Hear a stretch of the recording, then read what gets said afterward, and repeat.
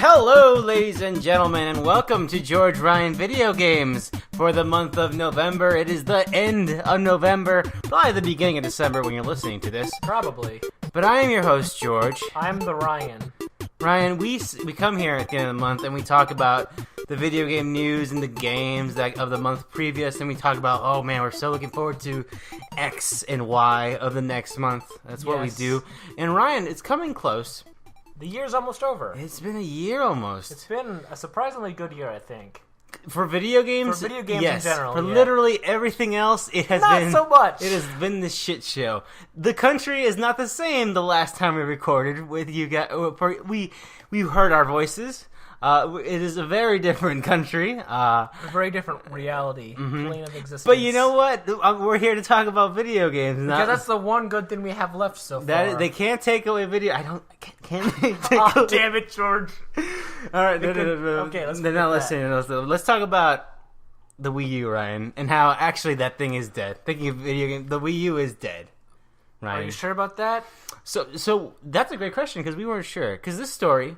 It was rumored for a while. Right. That the story being that Nintendo was done producing new Wii U hardware. And Nintendo went out and said no for like a lot of times. And right. Then, this story has come up like multiple times this year. Yeah. And now it's confirmed. It's confirmed. Yeah. It's confirmed. The Wii U's production is ending. Mm-hmm. That doesn't mean they're not going to sell that. This means that they're not producing anymore. Yeah. I'm pretty confident that there is a lot of Wii U's that have not been sold yet. That's a real wild statement you got there, George. Uh-huh. The weirdest, or maybe there isn't. The weirdest thing about this whole thing, there was no Wii U deals for Black Friday. There were not. That surprised me. None. I feel like that's something that they would try to get rid of. I know, because they've done a pretty good job the years before. But no, they didn't even try this one. Yeah. So burn your candle. The Wii U's dead. Is that all you have to say, right? Like, is there anything like this? Like, I want to do like a more like. We'll do like a I would love to do like a looking back on the Wii U because there's a lot I want to say about that console. I was so optimistic going into it, like I really was. And then like literally, the Wii U was pretty much the worst case scenario. Yeah. That was as bad as it could have gone. The only reason it's not an unmitigated disaster was because they got Splatoon out of it. Splatoon was good. We got a lot of good stuff. I know, but I'm saying like for the company, like for the company, Splatoon definitely was the biggest thing. That's the only they got a new brand out of it. That's the only positive thing. Like it really is like the worst case scenario. It did start like some better like partnerships, like Hyrule Warriors, like right. There's the Koei Tecmo connection. Yeah, working with Namco Atlas on Tokyo, Atlas and Namco, which is great. Great Japanese developers. Smash Brothers with that was Namco Bandai. Yeah. Bamco. Which is something that, like, from what we understand, is going to continue with the Switch, and that's a great start. Just wish more people had bought those games and the system. Mm-hmm. But, you know, I get why. Like, looking back, I'm becoming less blind by my affinity to Nintendo. I'm looking at it the Wii U gamepad and everything really has its flaws. The more I think about it, the more the Wii U is like, man, that console wasn't the... Like... Well, I think we'll do a special on that. But I think in summary of that, people will look back on it and be like, "Man, this had a lot of great stuff." But it makes sense why it didn't catch on. Yeah, and I don't feel like people. Some folks like compare it like, "Oh, it's going to be like the Dreamcast." Like, I really don't. No, the Dreamcast. The Dreamcast is the system itself was ahead of its time, and the library was there. Yeah. And I don't think that affinity with the Wii U. No. But Ryan, with the Wii U dead, the future is bright. The future is mobile. Let me tell you about Wi-Fi games. No, let me tell you about Super Mario Run, Ryan. It's coming. It is coming. iPhone. You and me don't have iPhones. We don't. We have Androids. We do. We got the Google. You got the Google phones. We don't have the Google Pixel, not yet. No. I was gonna say the name of the president of Google, but I don't know who that is. I don't know either. I was gonna say Tim Cook. No, that's not right. No, not Tim Cook. No. But yeah, Super Mario Run's coming out for $9.99 on December 15th. Right, a bit of a surprise. $9.99 is the full price. They have said that there will be a free version. It might as well be. It's a demo, pretty much. It sounds like pretty much. It's just Nintendo's wording of it, and $9.99 that's a good price for us. A Nintendo. That's game. a Nintendo. That's a Nintendo game. Yeah. Like that's probably a $40 worth game. I assume. But for everyone else, like, this is ridiculous. Like, you've all really have been spoiled. I feel if $10 is too much for a game with as much content as we've seen that this game probably has.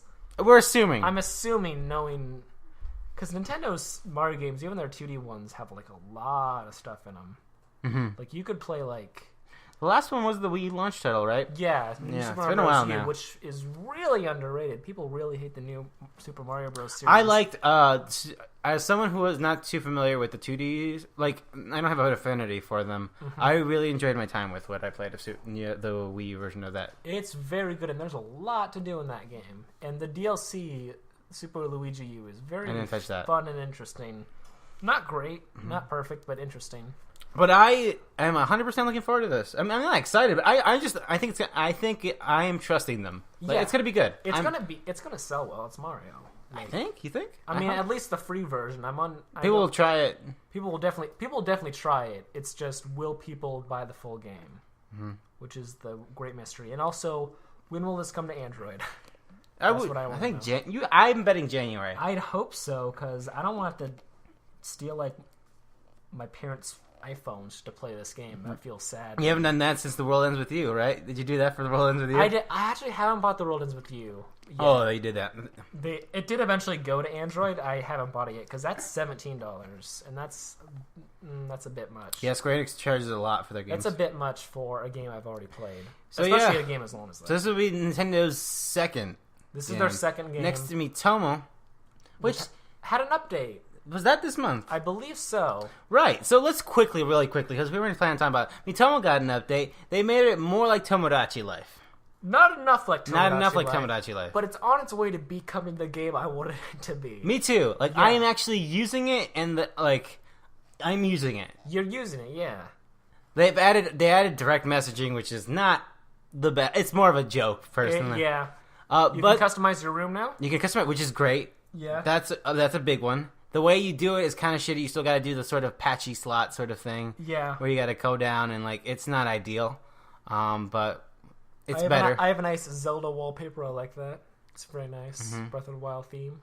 The most interesting thing they added to it, this was in sort of Tomodachi Life. Tomodachi Life had these little segments where it would be like breaking news, and a me would be like as a news anchor, and then they would report like a dumb story around the island of what's going on. Oh, Tomodachi Life is so good. And they would say that, and they've implemented that almost exact same thing with the questions of the day, right? They'll be like, what's something you've always dreamed about? And then they would grab all those answers from people who play Miitomo, and then they would play it back as their me. Like, I like some new clothes or some shit. And that's great. That's awesome. That's fun. Yeah. I think that's my favorite thing about it. Also that it's faster. It's way faster. Yeah. It's still kind of battery draining. It is, yeah. But the quickness is good. It's on its way to becoming a very good game. Mm-hmm. The UI is still a disaster. Experience. They need to hire someone. I think it's fine. I think it's a bit messy. It's messy. That's what I'm saying. Yeah. There's a bunch of kids out there who'll do UI Nintendo. But let's move on. We can't stay all day talking about Miitomo and how that's a different podcast. It is the future of how the way we communication. Yeah, me and George only communicate through Miitomo messages. Right. Which is funny, but then it's like, what did George say again? Oh yeah, I can't look back on that because that's gone forever. You get an alert. Yeah. And it's like, you got a message. Boy, I sure wish I could read it. And then you gotta click on the app, and then you gotta load, and then Ryan's fucking me comes walking into the door, and it's like, I got a message for you, and the message loads, and then you read it, and then you respond. We don't read it; it just says it to you in my annoying voice. Yeah. But yeah, Miitomo, that's widely available. You know what's not widely available, Ryan? The NES Classic Edition. Ah, jeez. I want this so bad. So, a while ago, it was announced that Nintendo would release a baby sort of NES that has a bunch of games. You see a lot of these fake ones at the mall kiosk. A lot of them, yeah. With a Nintendo 64 controller that has 270 games in one. And it's just 3 different palette swaps of Donkey Kong or Contra. Contra, which is not in this, but is always in those fake ones. Super's in it. But yes, as predicted, there's no supply for this thing. There's no supply. There's no supply. supply. Of demand. A lot of demand. I have not been able to get one of these. I've tried on a few occasions, and honestly, I gave up because I still want this, and I will try to get it. I heard there's supposed to be restock tomorrow. as of recording tomorrow at GameStop. That's what I heard, but it's gonna sell before I have a chance to touch it. I feel so bad for folks who really want this because A, I don't understand it. B, I actually got one. You did get one by accident because I forgot. There's only one place you could have pre-ordered, and it was Target, and I got in on it. I forgot, and I had it, and I showed up. I was like, oh shit, I guess I have this. And then I was like, Ryan, do you want this thing? And he was like, I'm gonna be a good person and let George have it because it took a lot of me to be like. At that point, I thought I would get it eventually because I was like, this isn't going to be that bad. Mm-hmm. Like, if I was at my most desperate, I would have been like, George, give me it. I will bug you. Black Friday is coming. Obviously... I assumed it would come out on Black Friday, and then I heard nothing about it, so I was like, I just won't go out then, because why would I go out and get stabbed over something that might not even be there? Which, it wasn't. There was no there. There was no restocking. I was so mad. Exactly. And Nintendo put out, like, a press thing on Twitter, like, saying... They said their words were... The NES Classic Edition is a hot item, and we're going to try our best to keep it in stock. And it is, nope, they have not. Mm-hmm. It has not been happening. Coming soon with your new Wii Fit Trainer re-release. Really excited. But yes, I got one. And then I eventually wound up giving it to my little brother because it was his birthday. But before that, I decided to mess around and put it up on Craigslist overnight. And then when I woke up, I got 11 notifications of people interested in this thing. But then I just gave it to my little brother. But yeah, NES Classic. I actually haven't even played it. I went over to my mom's for Thanksgiving. I didn't play it. You really upset me.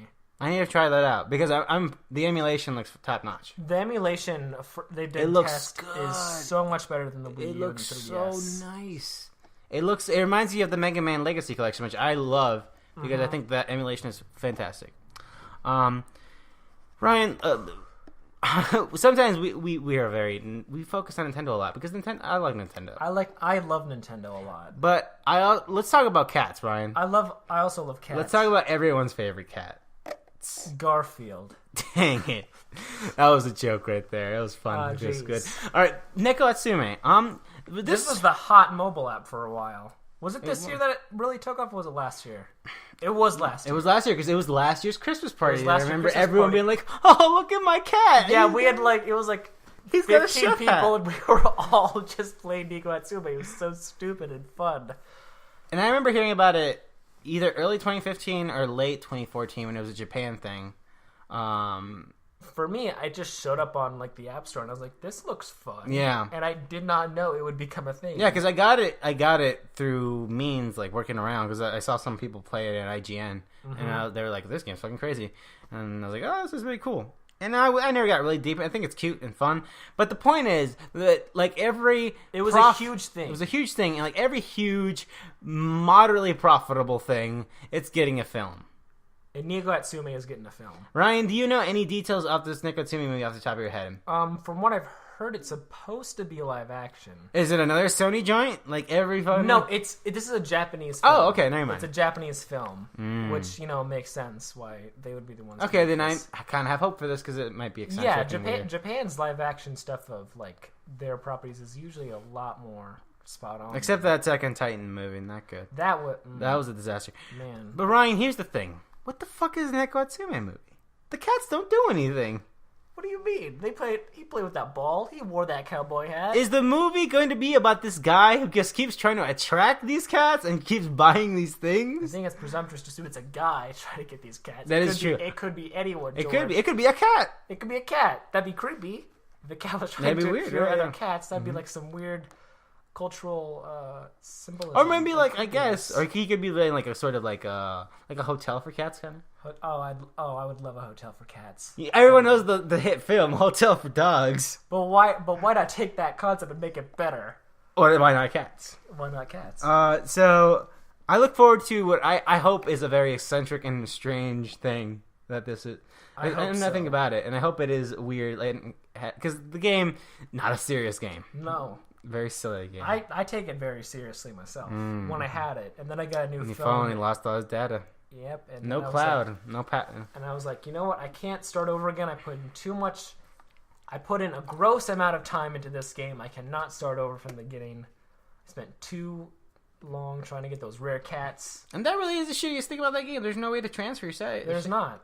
From what I think I heard somewhere that they were working on it, but I have no idea. Fucking High Point. That's the developer. I still have my old phone that has it on there, but I don't turn that on, so I don't know what's going on with that. Let's talk about more Nintendo. More Nintendo. There was not a lot of news. I mean, it's the end of the year. It's the end of the year. Some other big stuff came out. I mean, there's going to be some big stuff. There's going to be some big stuff, right? Because PSX is this week and the Game Awards. Which maybe we'll do. I mean, it's Christmas. It's been a year since we've done a show, so maybe we'll do a special episode or something. Yeah, and we'll see what happens. We'll have more free time this month. Yes, we will. School is ending, so hopefully we can make more stuff. Right. But yeah, let's talk about Pokemon Sun and Moon. Pokemon Sun. Let's talk about how it's a thing that's making Nintendo money. Yeah, it's making Nintendo a lot of money. It broke records in like America and Europe. In European sales markets. In European, we get you see European numbers a lot easier because they actually have their shit on lock. They get good numbers week of, which is why you see a lot of these, especially recently, because there's a lot of folks who are scared about AAA titles not selling as much. But yeah, Pokemon sold. I already forget. It's like 500,000 or something like that. It broke their pre-order records and then it broke their sales records, and everywhere but Japan, from what I hear. Really? Japan sold modestly, but not as much as... Well, not as much comparatively as it was to America. That's interesting. And I think maybe that's because Pokemon Go was a bigger thing in America, and I think that might have... Right. I think that was a thing.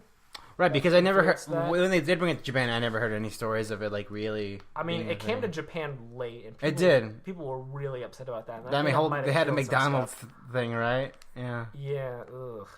That was but news Pokemon, there's never been a better time to own the Pokemon brand and sell products with Pokemon on it. That's why we're getting the Pokemon movie. Ryan, Detective Pikachu. That's what I was going to say. Detective Pikachu movie. What happened to that video game? It's only out in Japan. Is it actually out there? Yeah. Oh, okay. From what I understand, it was like... It seemed like an episodic thing, but there's been no news about a second episode. It ended on a cliffhanger that was clearly like, next time on Detective Pikachu solves a murder case or something, whatever. But yeah, there's Detective Pikachu movie. They announced a director recently. I think that was today. The same guy who directed the Goosebumps movie. Okay. So they got a good director. Is that a Legendary joint?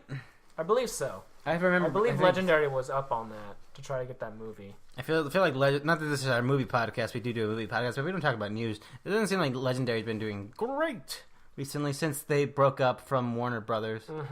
They're trying, and I think partnering with the Great Wall. Oh, jeez. I think partnering with the Nintendo is definitely a step in the right direction. Sure. Especially because they end up good. Ryan, we forgot speaking more of Nintendo, because this is a Nintendo-only podcast, apparently. Yeah. The amusement park stuff finally happened with Universal, which is a partnership with Legendary. Which that's how my hamster, the hamster wheel that is my mind, connected those two dots. Not the hamster that is your pet, the one that is your mind. And that is a guinea pig. But damn it. But right, so I caught they did a little video for it. I just caught the little Twitter pics of Shigeru Miyamoto being the most entertaining and most charming human being on the planet. And also the head of Universal Creative was also there. And it was just them talking about their ideas and what they wanted for it. There weren't any solid details like years, but they announced it was going to come to Universal Japan, Orlando, and the LA one. I forget where exactly that's at. Yeah. And it seemed like a thing to be in the news, get it trending, get some money in from investors. Because investors are going to love this. Because I feel like this is going to do really well. Yeah, and we already knew about this early in the year in the report, but I guess this is reminding, now it's actually happening. Yeah, they want people to know about this. Yeah, because they were we're going to expand our brand, actually. Which is it's about time to expand There's never been a better time to have a brand and to expand it. Yes. Unless you're Angry Birds. Maybe or emojis? No, emojis hot emojis brand. Are hot emojis. Hot brand. That trade's never going down. Skylanders. That's not a great brand. Let's get into that a little bit later. Let's move on. Let's finish up this Pokemon news because Pokemon Sun and Moon came out, and I'll talk more about. I played that game. I'll talk about that in a little bit. But I reported in the field, Ryan, with the Pokemon. Report in the field. There was a lot of stuff going on soon after launch of people saying that there was a game-breaking glitch in Pokemon Sun and Moon, where if you would save in a Pokemon Center, a glitch would happen where your character would not load, and then the game would crash and you'd be forced to restart. Shit. And people freaked out of this. There was news articles everywhere, and people were saying, "Do not save there. Nintendo needs to patch this right away." And then, George, it was found out that the only reason the game was crashing is because the people who that happened to, I remember this. They were using a pirated Pokemon emulator, and the guy who made that was like, "Yeah, this was my fault. So all you people complain to Nintendo, it's because of my program that this isn't working. So you're all idiots." Saw the tail end of that. And you're all admitting to Nintendo that you're pirating and the game. then Nintendo banned their accounts.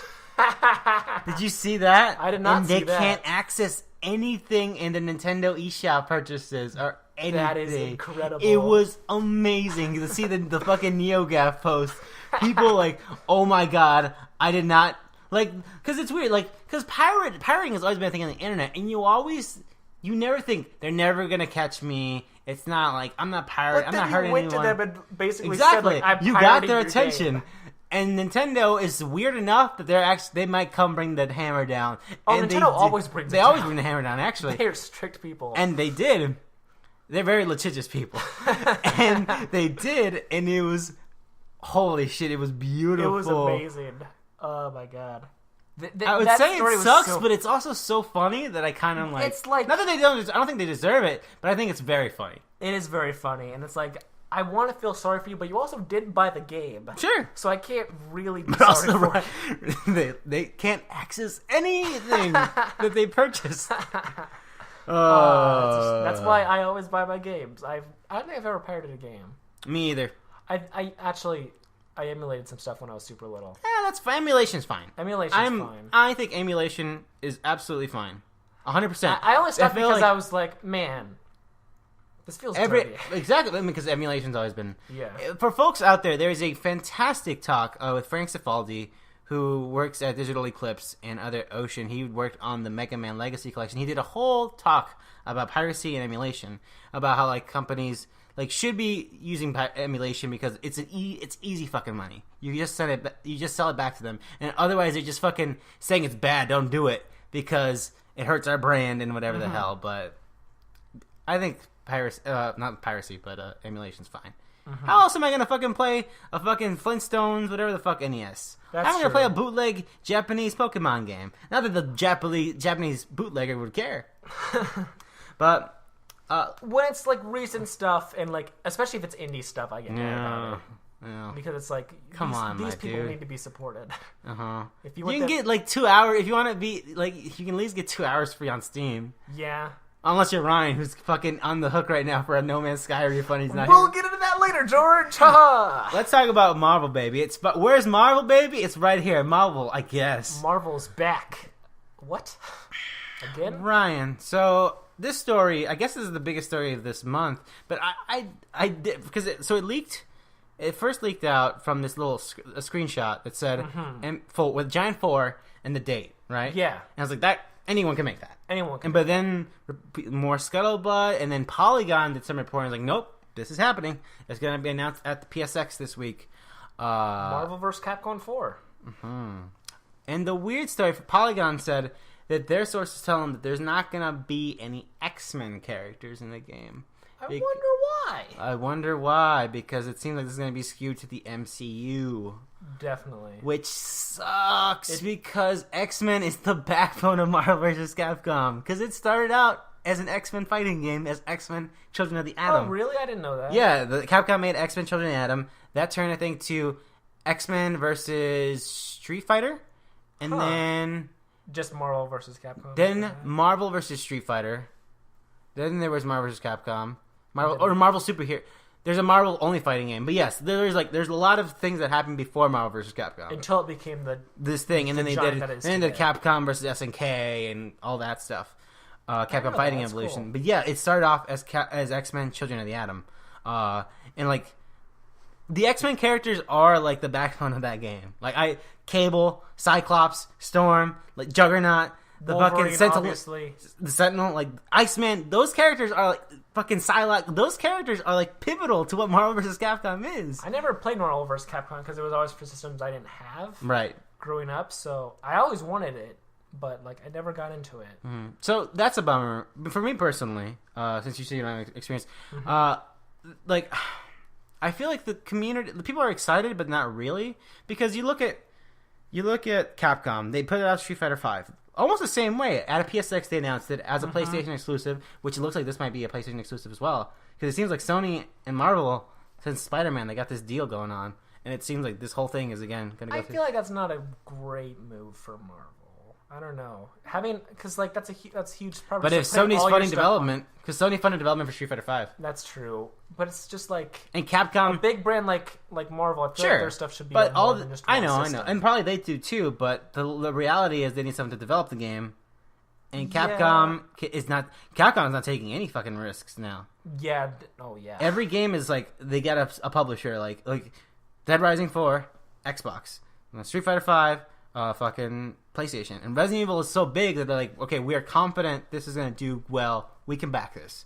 And Monster Hunter, I think Nintendo, there's a deal there with Nintendo. Yeah, there's a Nintendo deal with Monster Hunter. So, like, they don't like to take risks. And you would imagine that Marvel hasn't had the best history with video games.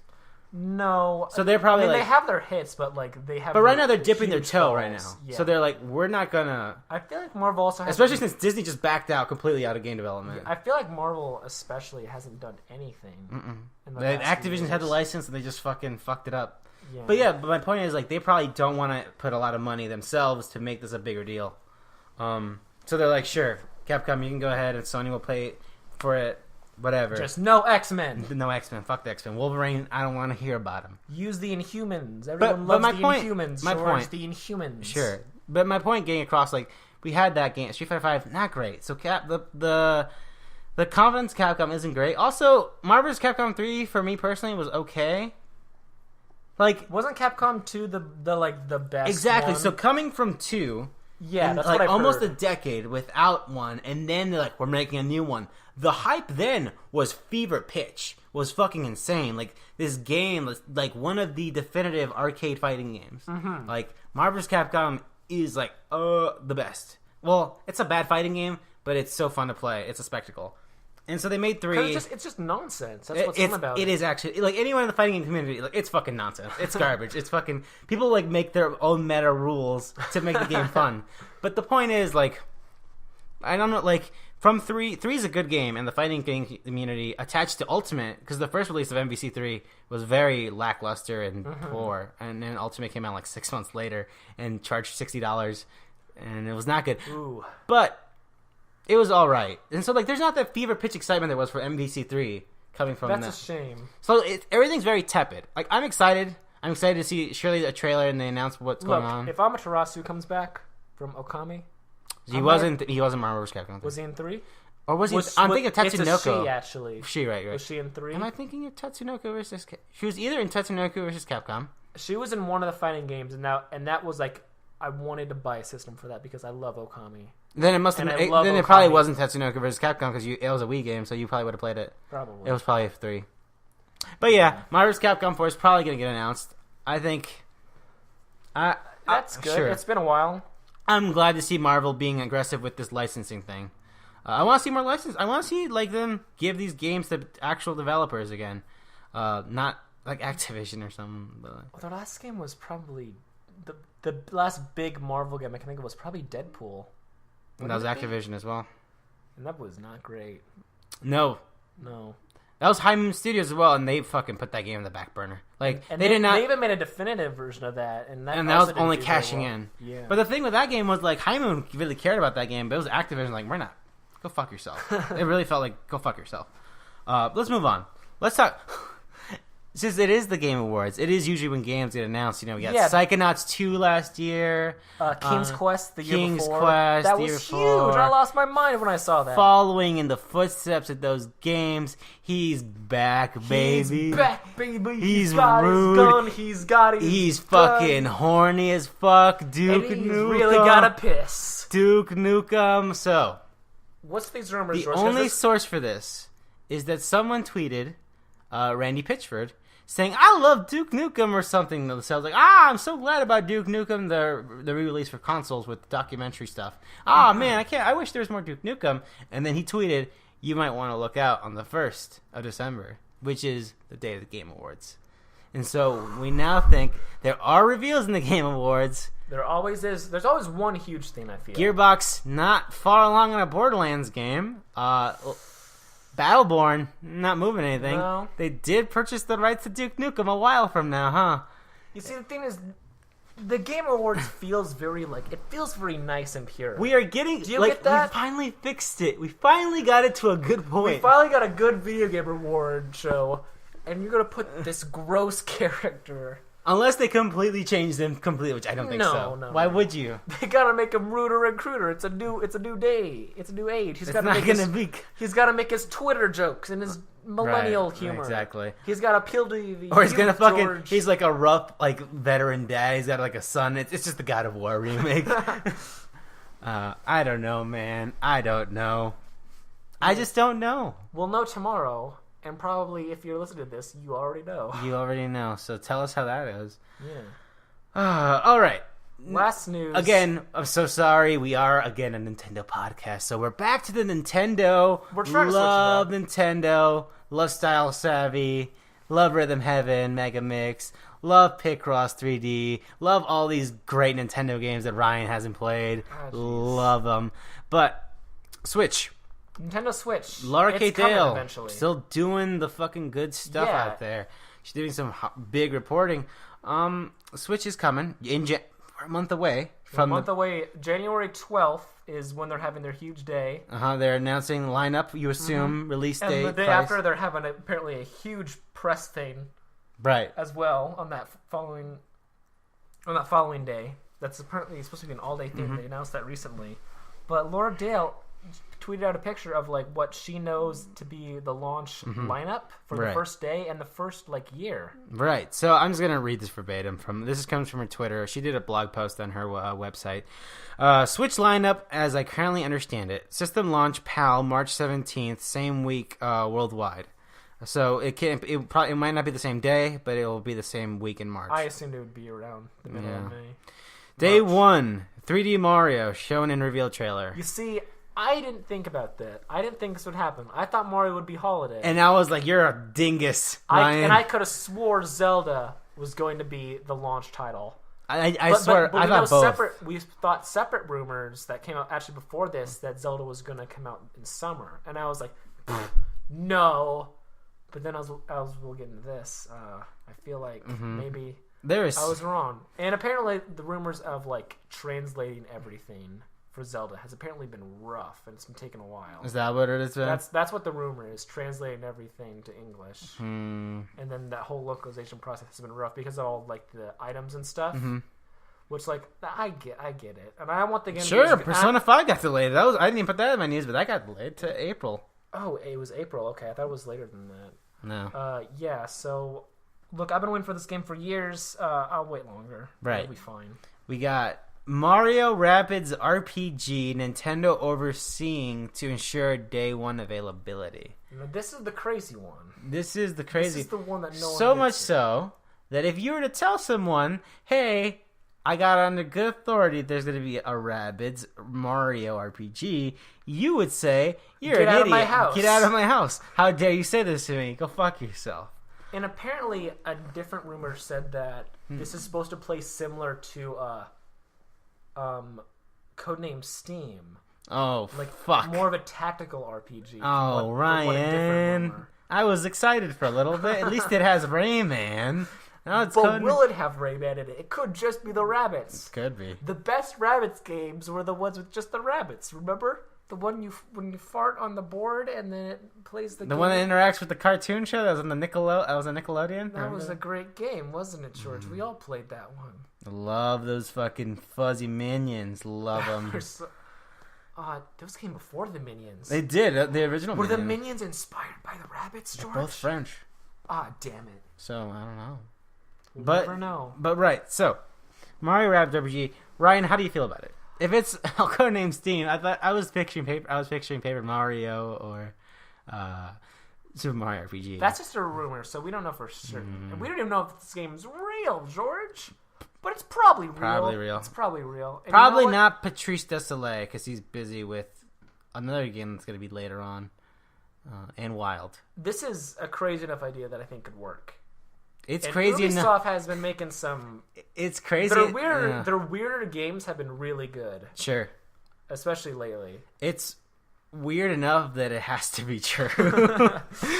Like, you would not... Laura no Kate, one would just make up, like, guys, no one would put their rabbit. credibility on the line on that. Like, no one. Alright. Splatoon port, as I said. Ryan saying it's a sequel. I think it's going to be more of a sequel. No fucking way. Pack-in, question mark? So she thinks it might be a pack-in. That'd be awesome. That'd be great.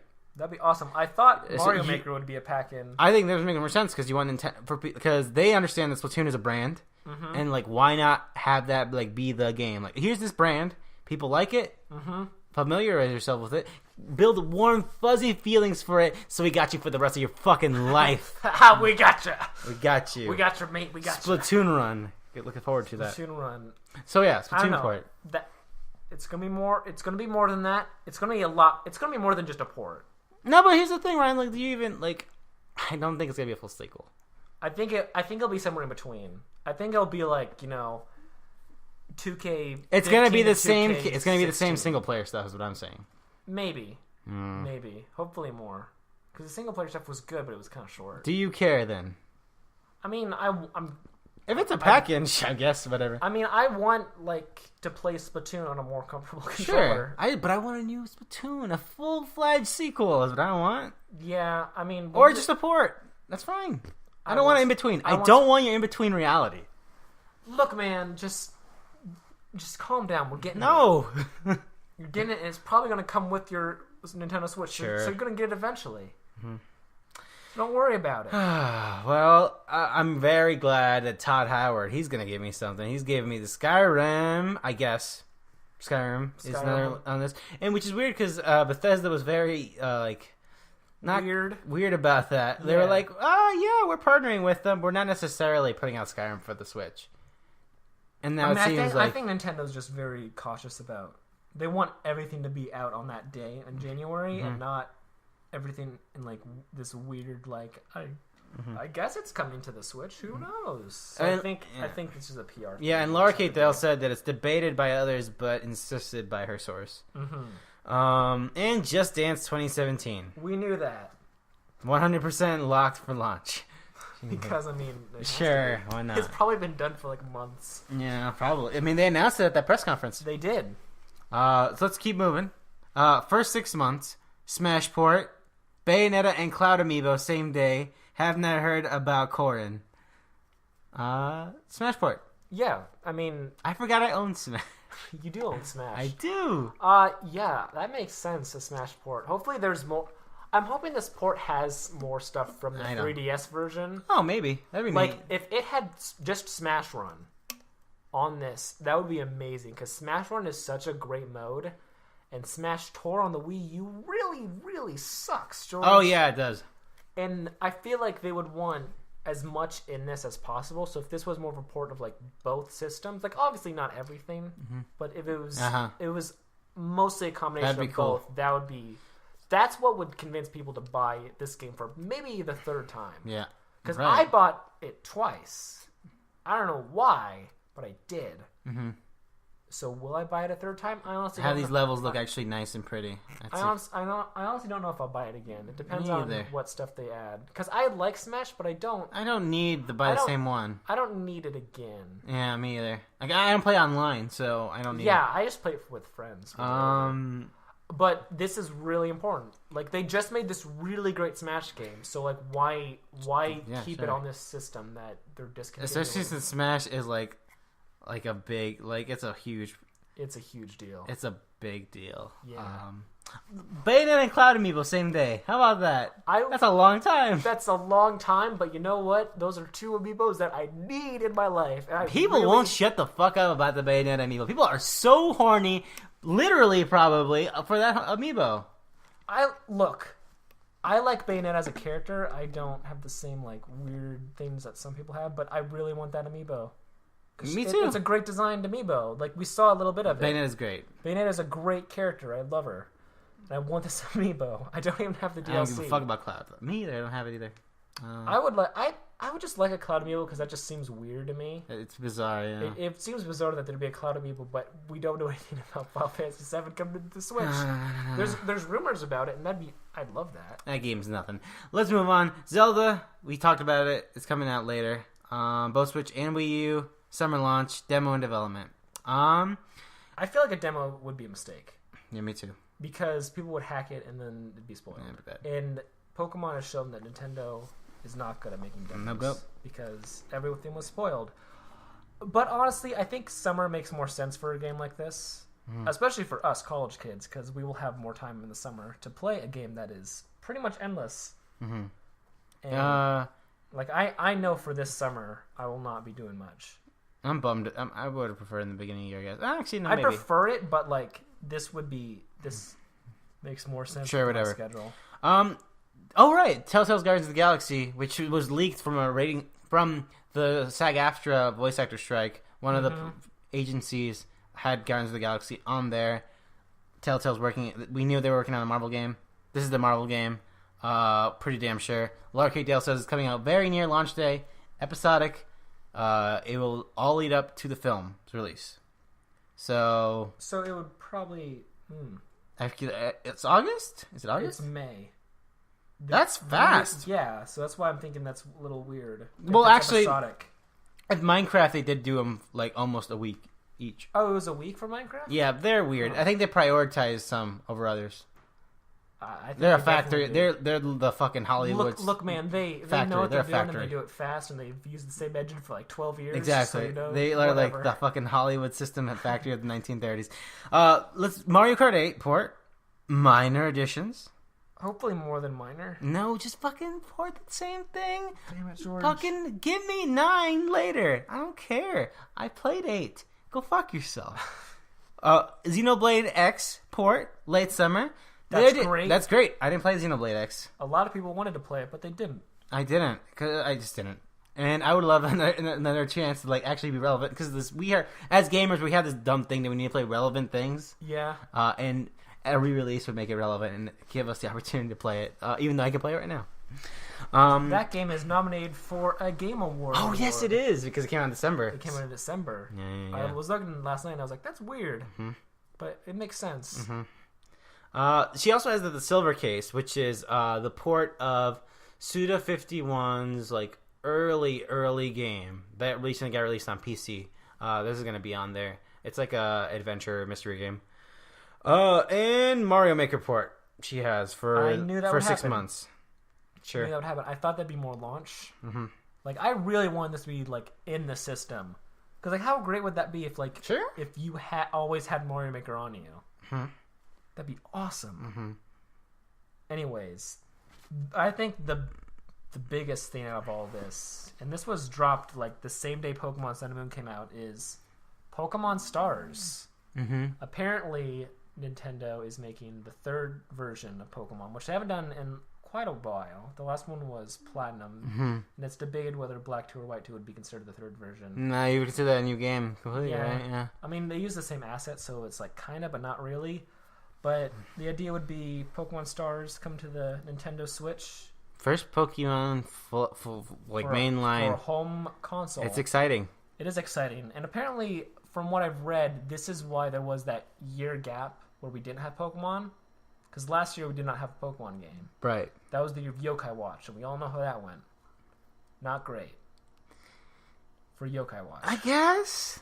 I don't know. They keep pushing it down everyone's throat that I think it's successful. Because I see the yokai. Bones and Bony Spirits did not get receptive. I still see the yokais everywhere. But then again, Ryan, people don't have taste, obviously, because no one bought Style Savvy, and no one bought Picross, and no one bought Rhythm Heaven. So, you know what? Go fuck yourself, people who own Nintendos. Oh, jeez. Pokemon Stars, coming soon. I don't like the name. No, I don't like it either. It sounds fake. Me and my friend were talking about Pokemon Nebula. That'd be good. And that makes sense for, the game itself. Yeah. But yeah, apparently this will be the same game. HD models. It'll run better, which is Pokemon Sun and Moon, I'm not... You're telling me there's some frame rate stuff. There's some frame rate... There's some serious frame rate issues in the battle. And they actually cut some of my favorite features from not X and Y, Black and White. Triple battles and rotation battles are not in the game. And those are really fun modes, and they're not in the game because they would kill the battle system because there's so many Pokemon on the screen. There's 6 Pokemon on the screen, George, and the game cannot handle that. The game can barely handle 4, which the Game Boy Advance did flawlessly. So it's like, why can't the 3DS do it? Yeah, It's crazy. Look forward to that because I'm getting a Switch and I don't have a 3DS and I want to play a Pokemon game that doesn't look fucking awful. Well, George, I gotta tell you, if this happens, which I think it will, it seems like a lock. This would be the best Pokemon game ever. An HD Pokemon game that's already like based off an established game that's pretty solid. That's good. And plus, with Pokemon, whenever they do their 3rd version, they add quite a bit of stuff that makes it like worth the purchase. No, it's like the best one. Yeah, it's always the best one. It's refined. We got this. Like Pokemon Diamond and Pearl are really like bad games, but Platinum is a great game, and that came out just like 2 years later. Maybe just one. Actually, that was 1 year later. So they fixed a lot of like stuff in just 1 year that made it worth it. Pokemon Crystal is like fantastic. Emerald is pretty good. That's actually, they did change a lot in Emerald. And this is to keep in mind, this is still 2017. Just late. We're not sure where it's going to land. It's probably going to be fall. Probably. I heard rumors that they were trying to do it summer, and I feel like that would be like... That doesn't sound like a great idea. Soon. People would be pretty salty. Yeah. And honestly, even if this does happen, I feel like we won't hear about it in their January press conference. Later. It'll probably be later. It'll probably be along with this next thing, which is Pikmin 4. Oh, jeez. Which is no longer called Pikmin 4. It is a reboot. It is just called Pikmin, coming in autumn. You would assume this would be an autumn Nintendo Direct because it's coming in the fall. Just Dance 2018. Really excited. Really excited. But on a lesser note, Pikmin. Pikmin. I don't know why you would reboot it. Like, what are they rethinking? I think they're rethinking the wheel here. Miyamoto really loves Pikmin. He really fucking loves Pikmin. But I think the issue with Pikmin is like the games are good, but I think people are, like Pikmin 4. You feel like you'd want to play the other ones first with names like that. Do you think this would be a completely different game type of thing? It might. A complete rework of Pikmin. I don't know about that. I think it will be similar, but like I think it will change a lot, but not enough where we'll like change genres. If that's what you're getting at. That's what I was getting at. Yeah. I don't think it will. I was thinking more of like a sort of action platformer sort of thing. That's what I was thinking. Well, I mean, the Pikmin 3DS is doing that. Right, that's what I was thinking. But I don't think this would do it. I think Pikmin. I'm still thinking it's going to be something different. Like, why would you reboot it hard? I'd be fine with that. I think. I'm not. I like Pikmin, but I'm not affectionate like to the games at all. I like the games. It's just like it's hard. They're really difficult, and like you grow emotionally attached to these Pikmin that are really like. They're so cute, George. And when they die, that's what I'm saying. I like Pikmin. Feel really bad. Pikmin are good. Also, Sonic 2017. We knew it was coming to Switch. It's coming out 2017. But we don't know anything about this game very much, other than it looks like Sonic Generations 2. I prefer Sonic Mania on Switch, which is probably my most anticipated game. I've heard rumors that it might, and like I feel like that makes sense. It comes out in the spring. Sure. And the Switch comes out. I mean, those guys got famous from doing ports. Why not? Yeah, so like, why not port it? And the last thing, 2018, Beyond Good and Evil, not direct sequel, semi-reboot, Switch exclusive. That'd be great. Yeah. Which, again, we know Patrice Désilets is working on this, so I don't think he's working on the Rayman game. And he's also working on Wild for PS4. So, I think that, I don't know. So, that's it. There will be more games. That's not it. That's totally. That's just what Laura and Dale knows. You sure? There's gonna be like third party stuff. There's indie stuff. You would imagine to go day one. Oh yeah, like we'll get into it.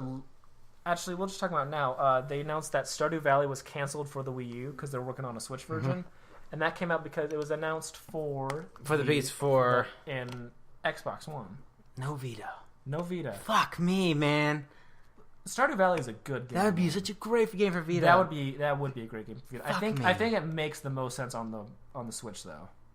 Sure, it makes sense there too. Yeah, because I think Stardew Valley makes sense on the portable. That's what I'm saying. Yeah, especially with the cross save, man. Anyways, that's fine. Let's move on.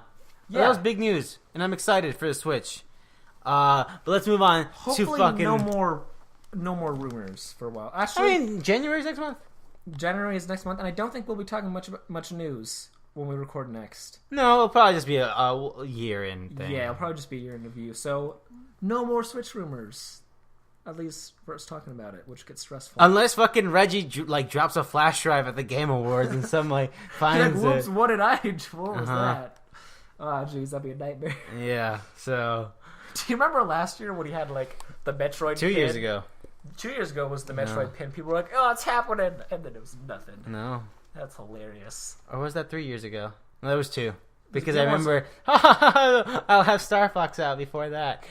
Star Fox. Star Fox. Look at what happened. I forgot the subtitle for that was Zero. That's what it was. Star Fox Zero. Fuck that video game. Holy shit, that game sucks. Wow, that game is bad. It has been a rough year. Woo! Nintendo fan. Woo! I mean, Box Boy and Style Savvy and Picross and no one cares about good video games in the year 2016. Let's talk about the biggest game announcement. The biggest game announcement. You lay this on me. The biggest game announcement. Let me tell you, it is the year 1993. Okay. I'm born, but that's not important. That's not my existence. Is not important. What's important is Sega putting out this wonderful arcade machine. This fucking behemoth of power and technology. I'm talking, Ryan. I'm talking 1993 Super Nintendo. It's out there, right? I'm talking 60 frame per second 3D graphics, 60 frames per second, full color. I'm talking about Daytona USA. You know what I'm saying? A little It's bit. faster than Sonic the Hedgehog. It's man. It's got more spirit than anything out there. It's going. You're racing on the track. It's awesome. It is. I literally never played Daytona USA for years because I saw it in arcades. I was like, NASCAR? That's fucking dumb. And then you play it, and it's a fucking wonderful, great game. Like, my favorite racing game. I've only played it 3 times. It's great. So, George, why are you bringing up your favorite racing game? Motherfucker, it is the year 2016. They're making a new fucking Daytona USA because Sega is coming back. They got the Yakuza. They got the Sonic. They got Rez. We got Shenmue. It's all happening. It's all Sega is back, baby. Ow! Yeah. Sega's back. Daytona USA 3. I forgot this. I think it's Daytona Championship. It's a very awkward title if I remember correctly. But it's the third one. It is the third one. The second one was in 2001. Oh wow, that's a long time. Daytona. Yeah, and the weird thing about the second one never got a port for consoles, which is a real bummer still. Oh man. And they said they're not playing 3 in consoles, but I would love that they port 2 to consoles. Daytona's a wonderful game. It's a fucking great racing game. And the weirdest thing about this news, this is like a few weeks spread apart. More Nintendo news. Cruisin', they're making a new Cruisin' game. Not made by Nintendo, it's made by Raw Thrills. Mm-hmm. So it just looks like a Fast and Furious reskin with Cruisin'. Because they probably lost the Fast and Furious. Well, people remember Cruisin', right? Sure, why not? But yes, new Daytona USA. And Ryan, it's being made by some folks who worked at AM2. You know AM2, Ryan. Tell me who AM2 is, Ryan. You know AM2. They're Sega's developer. They're the team who made Shenmue, the team who made Outrun. Okay. They're like the big, this is like Sega. Like, apart from Sonic Team, this is the most important. I don't know Sega's other teams very well. Yeah, 2016 was the year that I, George Cruz, discovered that I'm a big Sega fanboy. I could have told you that years ago, George. Sega's very good. But yes, so this is made by a lot of the folks who were there, who made the original Daytona. The same singer from the original Daytona, which is very important, the Daytona music. The soundtrack is very important to me, the Daytona USA. It's very good. But yeah, new Daytona, I hope that I get to play it because it's arcade only. So my only hope is that Dave & Buster's gets it. Because that's the best we got here in Nebraska. I mean, we got some arcades, but how many people are going to invest in a new arcade machine? Obviously, Sega thinks enough that they're making a new Daytona. I guess so. I think they have to be ditching on that Dave & Buster's contract. But if they do that, that means they're gonna replace the old Daytona USAs. What the fuck are they gonna? No, don't break them. Don't. I'd actually rather never play Daytona 3 and just keep the old Daytonas out there. Because every Dave & Buster's has like 5 Daytona machines all hooked together. So like, is your like dream home like there's a Daytona machine in your like garage? No, that's crazy. That's crazy. No. Sure I have to take care of it. Those are 1993. That's true. Old as me. And those are like like I said, that game was fucking state of the art at the time. It's still impressive. Like 60 frames per second, full 3D graphics. It's fucking crazy. But new Daytona, I'm really excited. I hope I get to play it. And I guess we should talk about the Game Awards, Ryan. Very quickly. I mean, they're happening. Are you excited, Ryan? I am excited. Last year's show was fun. It was good. Yeah, it was a good show. What did they all announce last year? There's Psychonauts. There's the Telltale Batman. That was not great. And I was like, oh, that was another Telltale game. People were excited, but like I knew where it was going. I was like, okay. Deadmau5 released a new song. Remember, that was the last surprise. Oh yeah, that was good. It was Rocket League coming to Xbox. Oh yeah. I think it's always like not what you expect. No. So like it's almost like Duke Nukem would make sense. Absolutely. But it's also like I don't want that. I don't want that either. No. I want some class. Oh, and Rock Band VR. That was also a thing. Yeah. Palmer Luckey. Nintendo said they're gonna bring Breath of the Wild back to the Game Awards. They was there like last 2 years ago. That was the first time we ever saw Breath of the Wild footage, like for live. Gameplay, yeah. Gameplay live, and we're getting it again. The game looks a lot better now than it did. It looks a lot better now, yeah. It looked pretty good back then. I'm excited. I hope it's a good show. It'll be a good show. We got for performing. You got Run the Jewels. I'm not crazy about Run the Jewels, but I know people fucking love Run the Jewels. They are a rap group. Very. People Last year really was Churches, right? It was Churches, and I fucking loved it. It was I'm not a huge fan of them, but they did a good performance. That was so good. And we're getting some Doom. We got Mick Gordon. He's gonna play some Doom music. Is the president of No, it wasn't. It was. I was thinking of the God of War. They did the God of War soundtrack whenever the this was at E3. Whenever the president of Sony came out, they did the God of War. It sounded like so evil. Like, look, this evil man coming up on stage. Except the one time they played the Crash Bandicoot music. That was weird, but it was cute. I like that. And I think they said they're going to play some Thumper music there. That'd be cool. Thumper's nominated for Rhythm Game of the Year, and I think they're going to probably win it. I think what will win Game of the Year award? Game of the Year. Game of the Year. It'll be Inside. It has to be Inside because Inside's the best game. It's gonna be Overwatch. I think so. I really do think it's gonna be Overwatch because that makes sense because it's like this cultural thing. It's like a phenomenon. Yeah, I wouldn't be upset if that happened. No, I think Overwatch is actually it's a shooter that I like. So I feel like I should. The only shooter you like, actually, I really like this game. I really like. It's weird that the only shooters I like are like Overwatch and Splatoon. Those are really recent. They're very similar too. I would say they're colorful and they don't take themselves seriously. But the game of the year is actually Doom, and it's not going to win because the best games always get forgotten. As I've said in this podcast, people don't appreciate good video games in the year 2016. Inside's the best game. Stardew Valley. Inside. Game of the year. Sure, Inside. Some would say it is not a great game. Some would say certainly not me. You can go to hell. Some would say. Yeah. Not us, though. Not us. No. Wait, what? What are we talking about again? I love it. And then it's not a tradition that it's the Game Awards. It used to be like back-to-back. Game Awards would be... I don't know why they're not on a Friday. They're on Thursday, and I don't know why. Huh. Maybe they saw that they get better views on it. I don't remember. Because it was usually Friday, Game Awards, next day... Maybe I'm remembering this wrong. Next day, PSX. So you get announcements and announcements back-to-back. So PSX is also a thing. That's more of my wheelhouse sort of thing. Yeah, because you're a Sony man. Right. Last year... Which is weird. There was no Sony news this week. There hasn't been Sony news since E3. No, since the PS4 Pro thing. There's nothing out of TGS. No Gamescom. There's been no VR stuff that's happening. No Paris Games Week. So you would imagine they have to... I would imagine they got stuff to show. But PSX is when they show off the Vita stuff and the weird stuff usually. Exactly. Right? But now I feel like they might not do that this year because the Vita really is as dead as I actually do think they're going to do stuff. For the Vita? I think so. Should I buy a Vita for Christmas, George? Because I'm still thinking about there's some stuff... I think Lara Croft Go's coming to Vita, so that'll be there. They'll be there. That's a fun game. And they usually don't... They don't just announce one Vita game. They bundle them together in one segment. So there's still Full Throttle coming out. Full Throttle... I'm sure there's more other stuff coming out that we don't know about. Stardew Valley. That would be awesome. I would love... They would, I feel like if people actually got the groundswell, asked them to do this. The thing with Vita games, if you ask hard to the right person, who's usually Gio who goes up and announces these Vita games, they happen.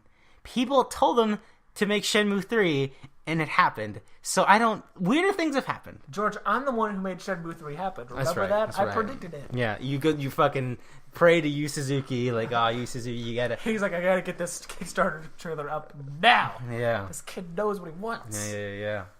PSX last year was Ni no Kuni. That was huge. For me, we haven't heard anything since. That's true. That was the biggest thing. There's Final Fantasy VII. Some people cared about that, and then...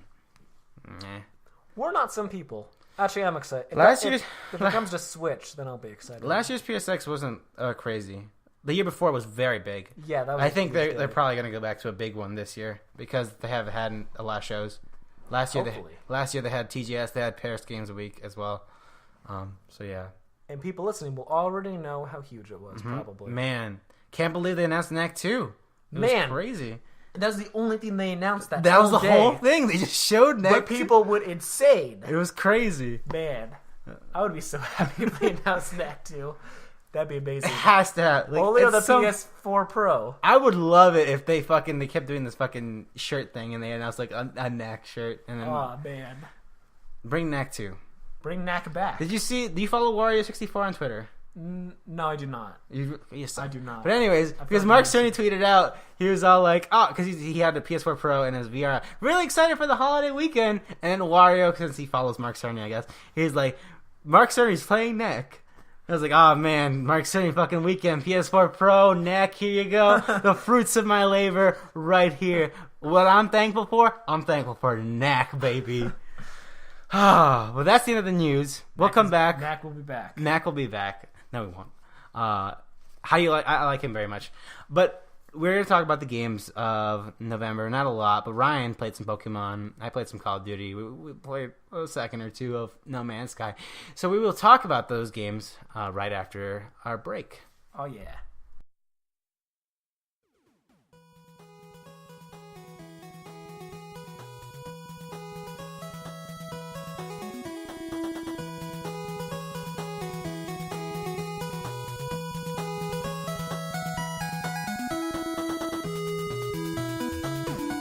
Oh, we are back. Video game. Pokemon. Actually, let's get Pokemon later. All right, cool. So Ryan, I feel like I'll talk about that too long. So let's do that last. Sure, Ryan, we didn't put on the news because you went in. You, like I said, you were a reporter on the field. You went into the spaceship and you explored the vast galaxy, the vast universe of No Man's Sky, because No Man's Sky had a patch, the Foundation update. It's got base building in it now. You can use those freighters. You can go buy those freighters, and it is supposed to be the foundation for something bigger. And you were like, I'm gonna jump into this. Ryan, you played some No Man's Sky. So what they did to me is, like, for $35. They knocked me out, and I woke up. I was on this strange planet with nothing around me but a spaceship. And I was like, what the hell do I do with this spaceship here? I woke up on the planet, George. It was negative 70 degrees, and I was freezing to death, and there was nothing around me. So I searched around. I found nothing. Had to go back on my ship because I was freezing to death, okay? Great job. A great, expansive, beautiful universe. Random planets. It could be any planet in the world. I got the shittiest one. I eventually got what I needed to do. I went into space, and I had no idea what I was doing. I went to a beacon. It took, like, forever because, like, there was no resources on my original planet, so I didn't have enough thrust booster fuel.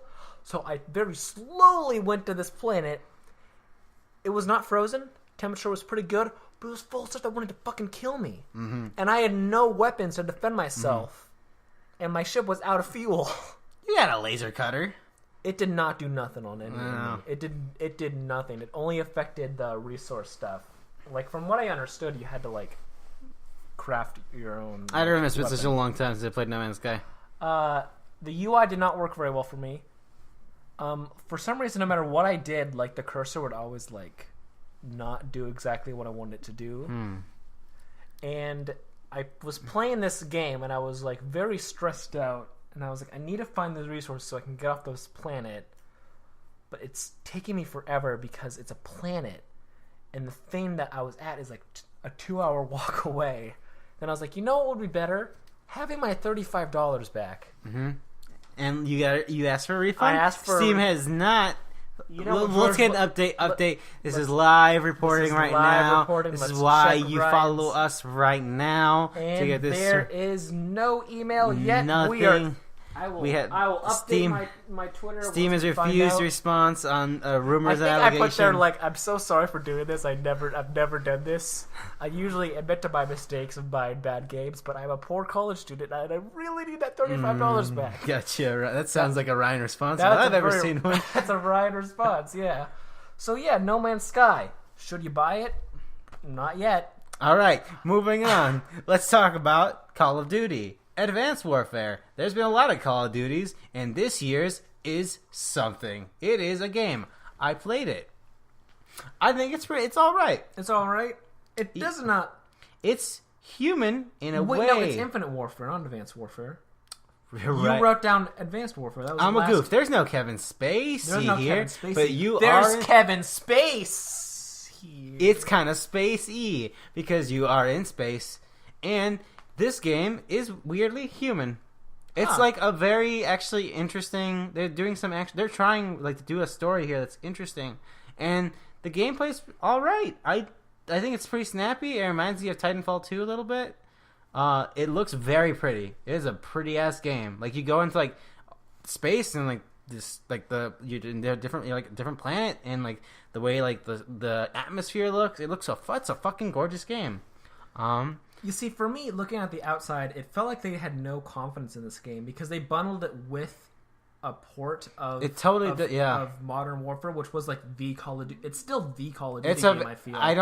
I don't care for Call of Duty, but any person who likes video games cannot deny that game is incredibly important to the history of video games. It is very important. Even as someone who really hates Call of Duty, that set the precedent for years. That it's still setting the precedent for them. Totally. So yeah, with that port, I felt like they had no confidence in this, but apparently it's okay. But that's the weird thing. This was the year that Call of Duty was good, and so now it's cool. Yo, dog. There's a bunch of people the new Call of Duty is actually good, actually. So you could actually pitch someone an article on Call of Duty, yo, this game is actually pretty damn good. Call me crazy, but I think there's something about this Call of Duty that has something to it. But yeah, I didn't play a lot. I played 4 hours of it, but what I played was very interesting. But let's move on. George, let's get into something real quick. You rented a new game that came out that me and you played together. We had a very real party. Important game. Nintendo again, fucking expanding the 3DS portfolio, giving out physical releases and putting resources into things that actually matter. They put in the year 2016, they saw the climate of the world today, and they said, you know what the world needs? A new portable Mario Party. And I played it. And Ryan played it. And I played more of it once Ryan left by myself. What? And I'm here to tell you that Why would you do that this Mario Party game is a Mario Party game. Except it's new Mario Party, so it's not fuck over your friends. It's work as a team. It's not like classic Mario Party. It's work as a team. It's lame. And not great. When we played it together, there was a lot of loading. We did it. So, as someone who played a single player, I can confirm there was not as much loading. So it was because of the download. We played it through download play because God knows we're not picking up fucking multiple copies of this game. That was one of their selling points too. Yeah, the loading is very bad. One of their selling points was you don't even need to buy multiple copies of this game to enjoy it with your family. You just need to have multiple 3DSs. Yeah. That's fair. You're probably using one of those wedges somewhere to prop your door open. Probably. But yeah, this is a Mario Party game, and then I don't know much to say about it. I played more of it, and I'm here to tell you we're playing that fucking the download play version, and I thought the mode we were playing was probably the side mode, but no, that is the main mode of the game. Yeah, I didn't know that was. And I put my amiibo on there because this does support amiibo, and we were fucking around with that just to see, because every time an amiibo thing, I'm kind of curious to see what it does, and all it does is give you an extra die. Oh. That's all it does. And then you get an extra bonus at the end for using amiibo. And I was like, fuck off, dude. If you can use multiplayer amiibo with carts, let's say you for some reason you have friends that have carts of this game, and you're the only one who uses amiibo. Yes. At the end, you get bonus stuff. For buying their product. The worst part of Mario Party, the bonus part, You get an extra because you literally paid. At that point, you're literally getting your ass kicked because you invited your friends over, come play Mario Party. Oh, you should go buy your own copies because it's going to be very great. And then you end this fucking miserable whatever the fuck, and then you win because you got an amiibo because you bought a fucking Toad. Or a Waluigi. You're probably Waluigi. Probably Waluigi. You're probably Waluigi. If you're this guy, you're probably Waluigi. Yeah. But there's nothing to say about this other than, like, it's not... It's not great. No. I did not... Like, we barely played any minigames when we played it together. I mean, there's a lot of loading, I tell you. I think we spent... And even the minigames we played were very, like, uninspired. Not fun. It still has that charm. It does. It has that Mario charm. Nintendo has this thing that they put out products that no one wants, like this and the Olympic Games. It was that like, have this so sucks. much fucking... Yeah, they're not But correct. damn, is it charming. It's charming. I don't know. I don't got much to say about Mario Party, folks. I'm sorry. Mario Party. Ryan, let's talk about Pokemon. Pokemon. Is it good? George, let me get... Okay, so last time when we talked about this, I was very, like... I've been a Pokemon fan ever since I was born, pretty much. You know, Pokemon came to the States in 98. I was born in 95. So as long as, like, I've been conscious of the world, I've been devouring Pokemon content. Mm. It has shaped me as a person. Mm-hmm. I think about it when I sleep. It's everything about me. Mm-hmm. So when X and Y came out, I was heartbroken because those are really bad video games. They are bad video games. They are not fun. They are broken, and they treat the player like the player is like a 4-year-old.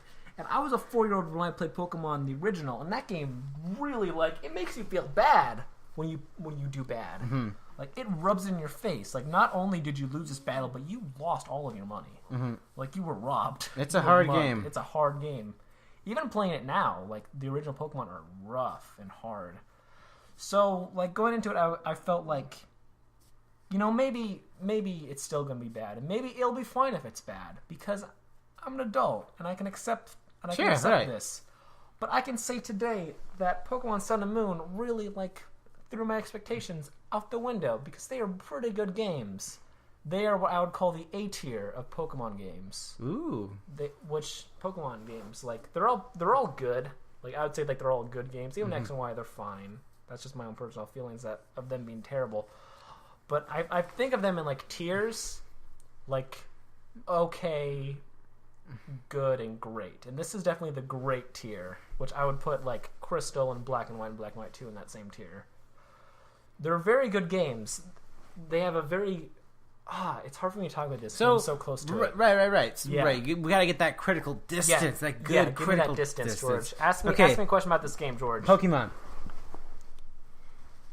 Poplio is the best. No, is it it's not? Rowlet. I mean, okay. It's Rowlet. Well, he's an owl. He's adorable. He's all right. So, okay. Bird ball. Tell me how, because a lot of folks I hear that this game actually did, like, improvements on the Pokemon formula that should have been there probably since when X and Y came out. Like, Definitely actually important. And Y, like, what are some of these nice refinements? So, gym battles are all out. It's now these island trials. Mm-hmm. Which are less, you know, the gyms are just like you go into this building, you fight trainers, then you fight the boss trainer, then you get the badge, and go on to the next city with the next thing.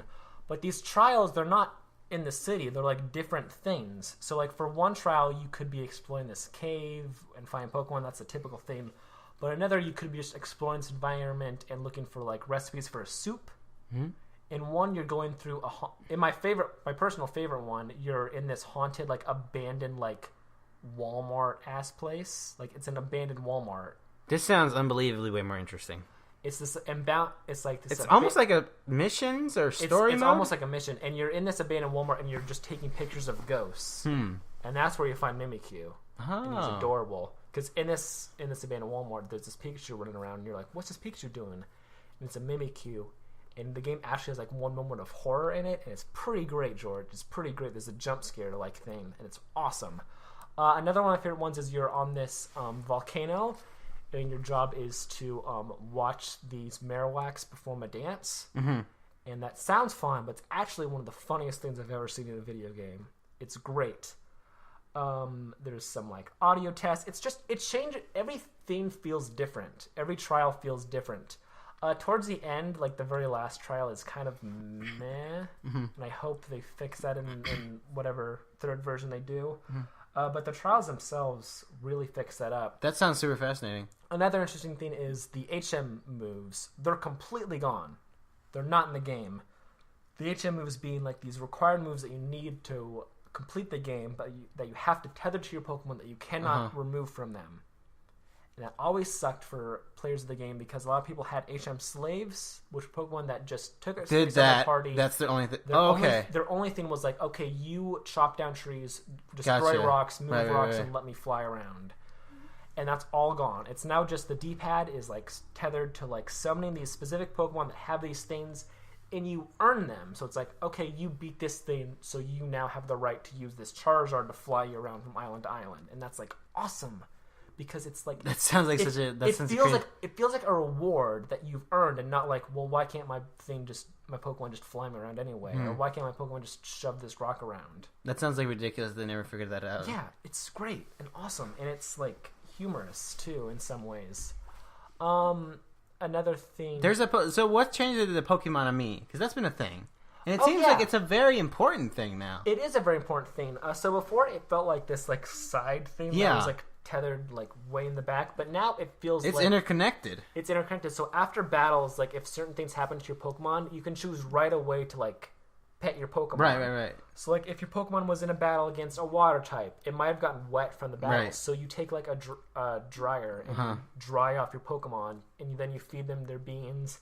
If they got like some dirt on them, you wipe that off, and then you pet them and feed them beans, and it helps, just make the Pokemon like you more. Yeah. And by doing that more, your Pokemon perform better in battle. So like in things where if a Pokemon that's really strong hits your Pokemon, it's super effective. Your Pokemon might live with 1 HP, and it will do that because it wants you to not feel sorry for them, or it wants to be strong for you. Like it says that. Raichu toughed it out to make you not feel bad, and it's like, that's amazing. My Pokemon has emotion.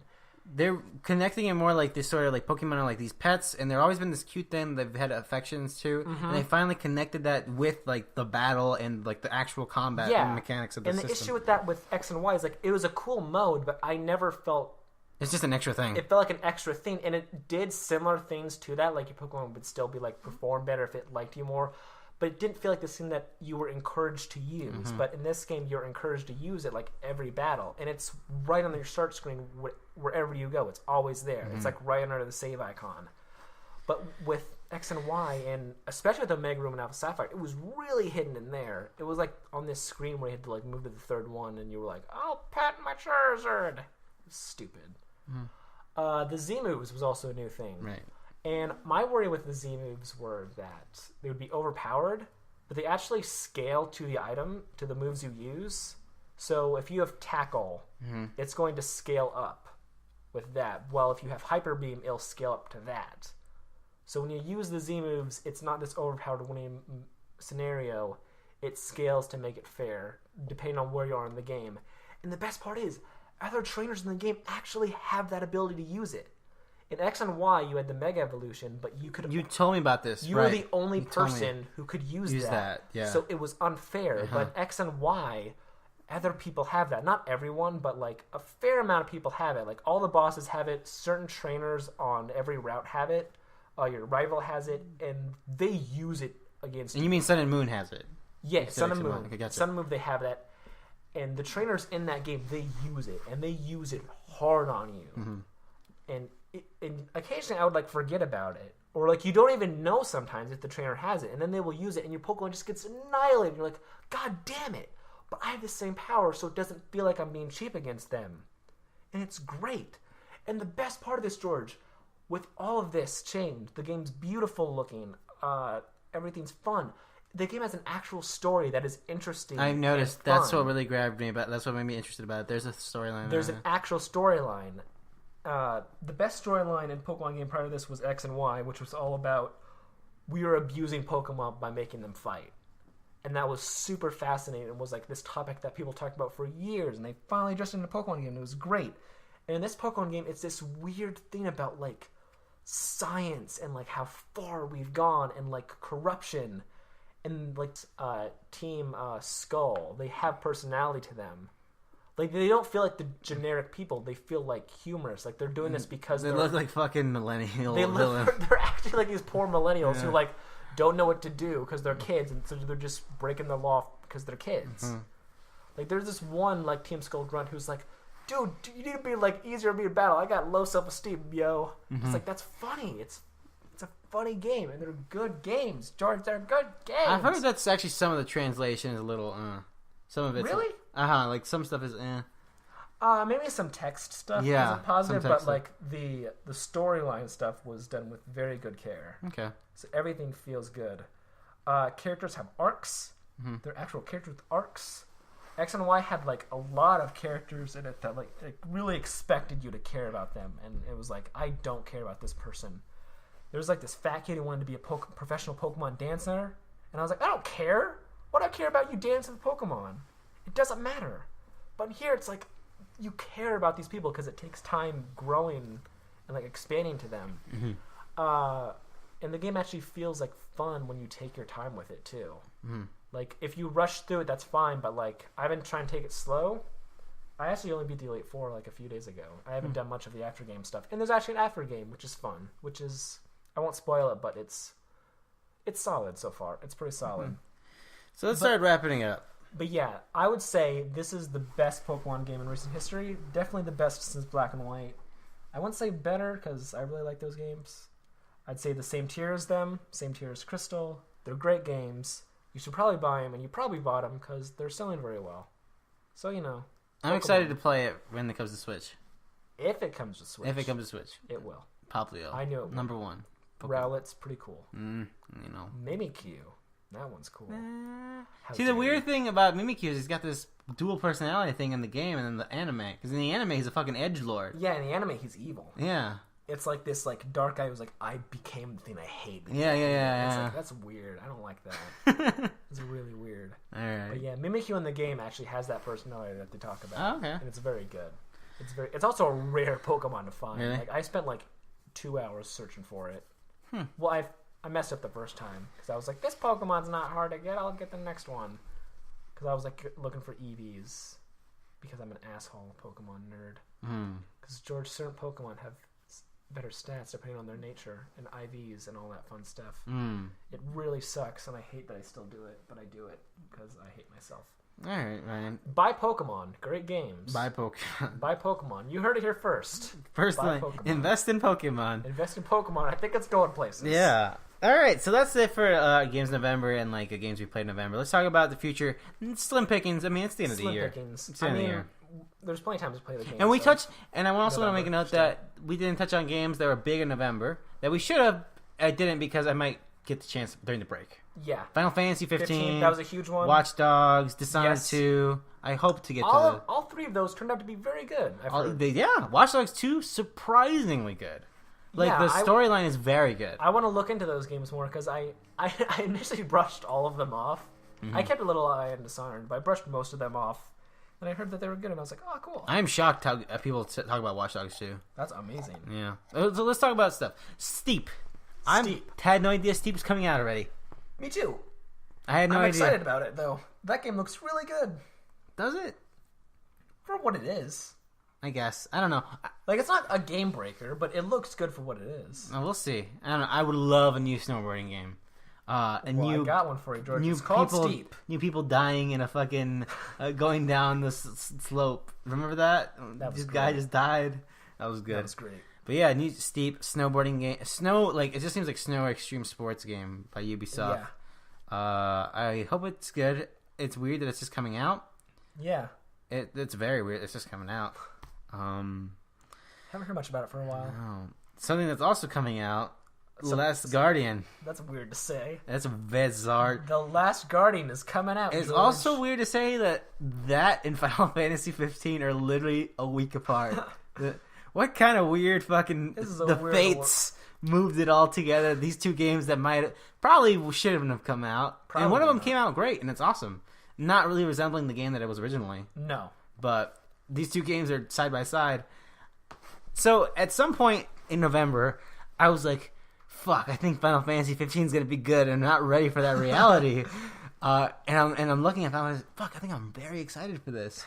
But then I also look at how thirsty Square Enix is for this game to succeed. Yeah. They released a trailer with Eminem music and Final Fantasy, no. and I was like, "Holy shit, you guys are thirsty!" And they did a trailer with like some little kids playing in the fucking like in the forest, and then Noctis comes out, and the fucking Florence and the Machine Stand By Me is playing. It's like little kids can play Final Fantasy. People who like Eminem can play Final Fantasy. Everybody loves Final Fantasy. You love Final Fantasy. I love Final Fantasy. It's great. But Last Guardian. That's what we were talking about. We were talking about the bird dog. I don't think this game's going to be good, Ryan. You don't think so? I really want it to be. Me too. Jurge, it has to be good. They've been working on this game since the PS3 was announced. I don't think this game. Jurge, it has to be good. Or else this will be a whole Duke Nukem situation. Which is ironic now, isn't it? Because we might get a new Duke Nukem game. Mm-hmm. Jurge, I don't have much feelings about this game at the moment, but it has to be good. You're saying because of everything, it needs to be good, but the game, you're not saying the game is going to be good. You're saying it needs to be good financially and like for like the history. Jurge, they've been keeping the lights on this show for years just to work on one thing. Sure, yeah. Don't flip me off. You know what I'm talking about. I'm sorry. No, but yeah, you would imagine they. Because the game doesn't even look that different from when we first saw it. It sounds like they stopped development, stopped, and then moved the project to PS4, and it's been a whole fucking whatever the fuck shit show. I'm just saying this game needs to be good. I'm not saying it will be, but if this game is not good, then we will probably never developer ever again. I don't think so. I mean, they're not owned by Sony anymore. They're not, are they? They're independent. They went independent. Oh, like Sony spun them out. Like, you're gone, boys. Like, we'll finish this off, and we're done. So like you're saying like this is bad for like what's his name? Not Tetsuya Nomura. What's his name? It's killing me now. I'll remember it eventually, but yeah. If this is not good, this is his own studio. It will kill this team. This is his own studio now. So this is their first because game. no one would hire them to make a game if their time is like this long. Because like, what do you make in a game? When will it be done? By the time of your next 2 systems will be done. It's like, come on. You might have a child at that point. He might have a child. He might have graduated. Yeah. Not like high school, middle school. Probably. Yeah. It won't take that long. A game that's coming out that I totally forgot. Dead Rising 4. Yeah, they haven't advertised this a lot. No, at all, I'd say. You would think Friday and like, you're buying this Xbox One. Dead Rising's coming out this Christmas. This seems like a weirdly Christmas game, I feel. It is a Christmas game, actually. Yeah. Sure, I'd like. Dead Rising's fun. I haven't played much of it, but me too. I'm not an expert at Dead Rising because there was an Xbox 360 launch title, and I didn't have an Xbox 360 at launch. Well, launch window, and I didn't have an Xbox 360 at launch. And then 2 looked bad, and then 3 was Xbox One exclusive, which I forget about 3. I forget about Dead Rising a lot, I guess. But yeah, Dead Rising 4. I think it's gonna be. I think nothing's telling me that it won't be good. It's just the Capcom's not and Microsoft 3 was solid. Yeah, it was solid. It's just people didn't like it because it lost the silliness of it. It was very. I think from what I've seen, they've gone back to the silly a bit more. And then they released an expansion that was super silly. So we'll see. This is Capcom Vancouver, not a Japanese studio, but they're competent. They seem to be one of the few studios in Capcom who are like making. Yeah, I'm interested to see how this goes. Like it's such a weird. It's just coming out. It's weird, but I have no reason not to believe it's going to be good. Super Mario Run, we talked about it. It'll be a great game that neither of us will be able to play because we are locked into our phones for the next 2 years. Mm-hmm.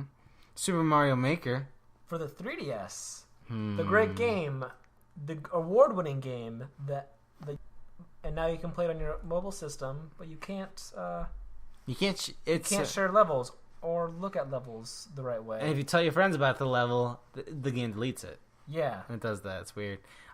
Yeah, no one cares about this release, dude. No one cares. Like, reviews went up. Embargo is over. Yeah. No one cares. Everyone's giving it like sevens, I've noticed, which is like... That's a good score. I think that's probably... That's a great score. That's probably too much for a game that lost its defining feature of you can play Infinite Mario games. Still Mario.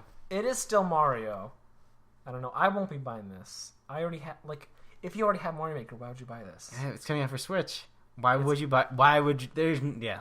I think there's enough reason to buy it for Switch. 100%. Yeah. But that's what I'm saying. Like, why would you buy this now? Like, why would you buy this now? Like, there's... Yeah. honestly, this just was resources that they could have been using for something else. Sure, yeah. I really hate that this happened. It's not no one cares. Like no one cares. No one cares. That's a bummer. Shantae Half-Genie Hero. I don't know if it's coming out. This actually, it's slated to release. I don't think it's coming out.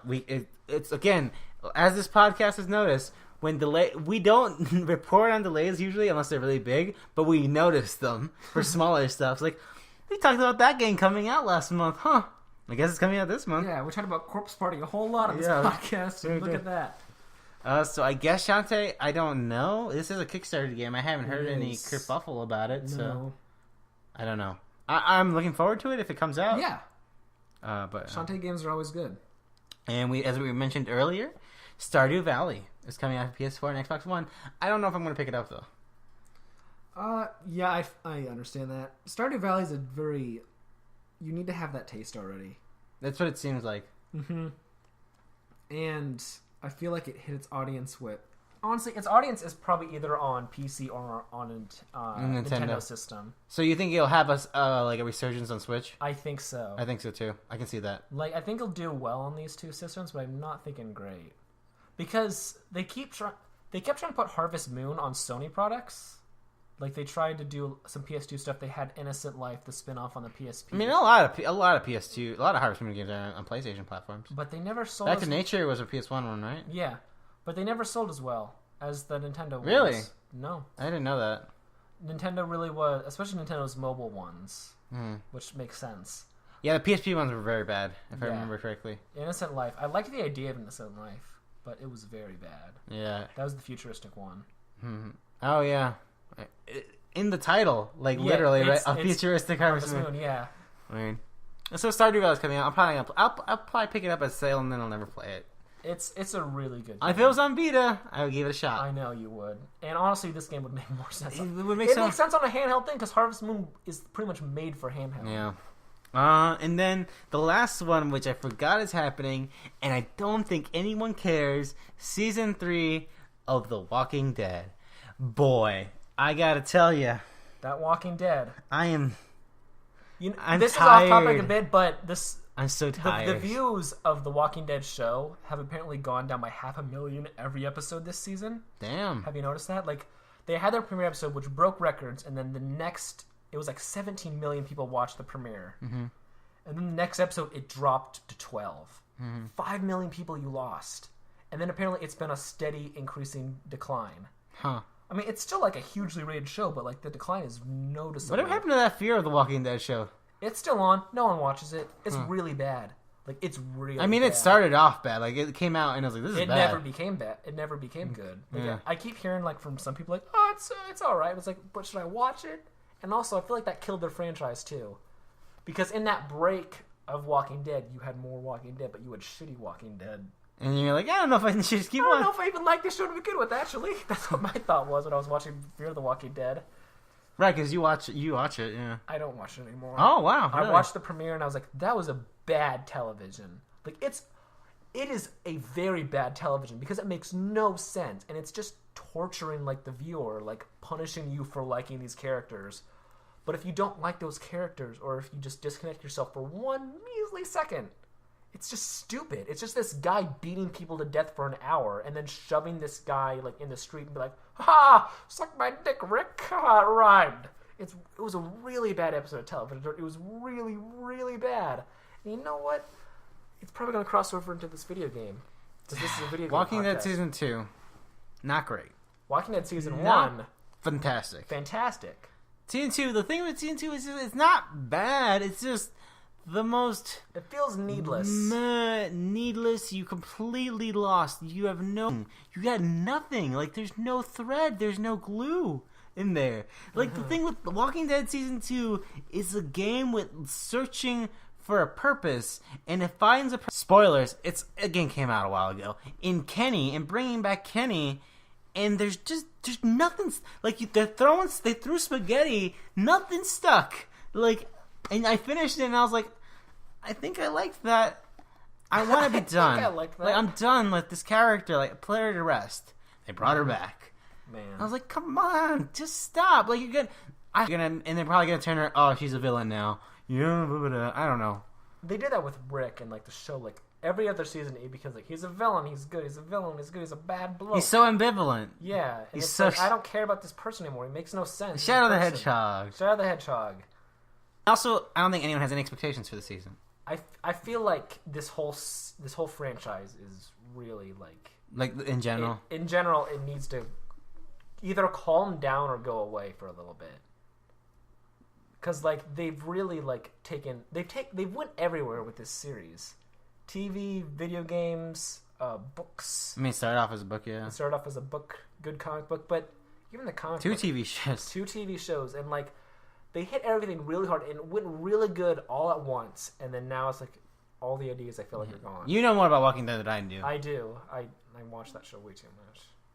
Although I haven't watched this season. And I truly don't think anyone has any expectations for Walking Dead Season 3. No, I think most people forgot about it.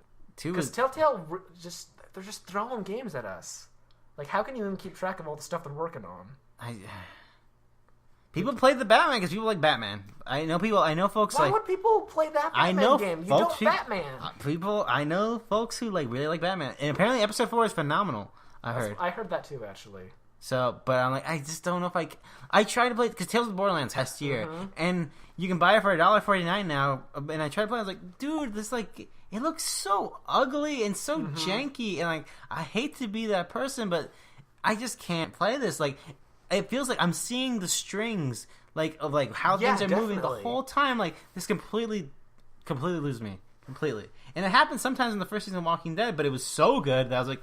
Okay, I can forgive that because the story and the character... And just barely. The character was named Guy, right?